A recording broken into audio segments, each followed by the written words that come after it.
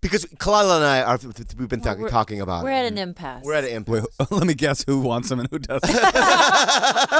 I want them. Wait, actually, you don't?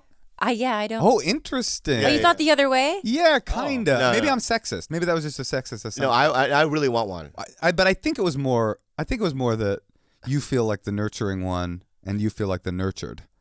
Yeah, it was more just like a fear thing where if he wasn't going to get better. Oh, sure. Yeah. I was just afraid that She also wouldn't just thinks that provide my like genes are weak. No, my genes are weak. No, my genes are That's what weaker. you're saying. My genes are weak. No. No, It's I've gonna always sleep said in before, I not have- get a job. Your genes are not weaker. Yeah. I have the weakest genes. I have No. murderers in my family. Oh, okay. Yeah. I have I'm in. addiction in my family. So does he. So So do do I. I. Yeah. Mental illness. A lot of what do they mental say? illness. They say in AA, mental illness and drug addiction don't run in my family. It gallops.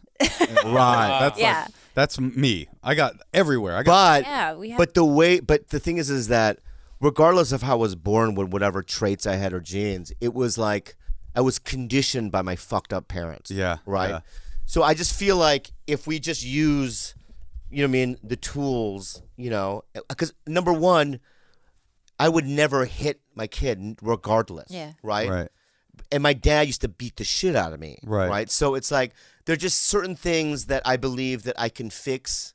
That is fair. It's like on the one hand, the trauma of your past, you feel like, well, who am I to raise a kid? I have this fucked up trauma in my blood and in my cultural DNA. On the other hand, it's like, oh, I've got all this information of how not to raise a kid. Okay. And I feel like that. Like my mom was the opposite. She was like, her abuse was too much lovingness. It was like she was like on top. I described it as like I Smothered. felt. Yeah, I grew up with her sitting on my chest. That's how it felt. Like she was just like always there, just like loving me. She used to do this thing when I was a smoker, where she would be driving and she would reach over, she would pat my leg. Like a loving pat, but it wasn't a loving pat. It was a frisk, and she'd be like pat, and then she'd feel the cigarettes. Yeah. She's driving on the freeway, Wow. and she'd start grabbing them to try to destroy them, and the fucking car is like careening and like. How old are you? Like 7? Yeah, I was 7 when I started smoking. How old are you? Like 16, 17? Yeah, like 16. Wow. I think just things like that. Like my brother had this crazy breakthrough in therapy, which it really impacted me strongly. It's like growing up, we would tell my mother a need that we had. Like, like we're hungry or you lied or whatever. And she would respond, I love you. And it was like, that's not the right answer. That's not even applicable to what we're talking about. Like He does the same thing. Sorry. When he's up against a corner or if something, he replies with I love you as like I hate it. It's one of the Sorry, things Bobby. that Bobby, listen. drives me crazy. What are you but doing? it is so like, but in a way it is so belittling where it does make me feel similar. Sorry, There's two options. I love you or shut the fuck up.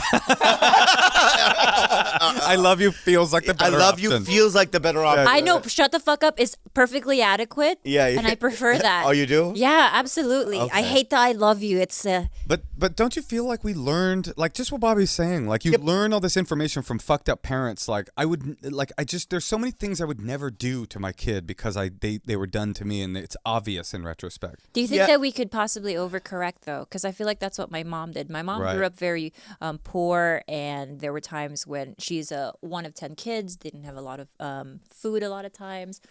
She told me like one time she was so hungry and they didn't have food, so her mom gave her salt and water to kind of bloat her stomach and feel full. It was that gnarly. desperate. One time, like her brother ate toothpaste and rice to just add flavor to the rice. Shit like that.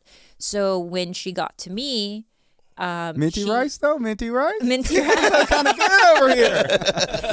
When she got to me, she didn't allow me to feed myself. It was always spoon-fed because she wanted me to meet all my, requirements. quote. Exactly. Right. And so I was spoon-fed up until I was almost 13. But you know about 13. I know, but you now know about overcorrecting, right? Yeah.